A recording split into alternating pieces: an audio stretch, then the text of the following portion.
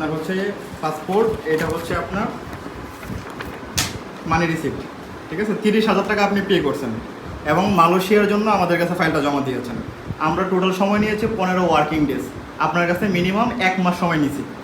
এই 1 মাসের ভিতরে যদি আমি ফ্লাইট না দিতে পারি আপনাকে, তাহলে আপনার টাকা এবং পাসপোর্ট আমি ব্যাক করে দিব। এই যে আমি ভিডিওর মাধ্যমে বলতেছি যে আপনার টাকা এবং পাসপোর্ট আমি ব্যাক করে দিব, ঠিক আছে। এবং হচ্ছে যে $500 টাকা জমা দিয়ে আপনার পাসপোর্ট জমা দিয়েছেন, ভিসা আসলো, ভিসা আসার পরে হচ্ছে আপনাকে আমরা টিকিট যখন দিব তখন $500 টাকা আপনি জমা রেখে $500 নিয়ে যাবেন। কেন $500 টাকা জমা রাখবেন? কারণটা হচ্ছে যে আপনি টিকিট দিলাম, আপনি কোনো কারণে বললেন যে যাবেন না, আপনার বাসায় অনেক ধরনের প্রবলেম থাকতে পারে, তখন তো আমার টিকিটের টাকা মাই, যার কারণে আমি এই টাকাটা জামানত হিসেবে রাখতেছি। তারপরে যখন আপনার যেদিনকে ফ্লাইট হবে সেদিনকে সকালবেলা যখন আপনি অফিসে আসবেন, আমি কিন্তু এই $500 টাকা আপনাকে দিয়ে দেবো। এই ডলারটা নিয়ে আপনি ফ্লাইট সম্পূর্ণ করবেন। মালয়েশিয়াতে পৌঁছাবেন, ডিরেক্ট ফ্লাইট দিব এবং বৈধ ভিসা দিয়ে দেবো।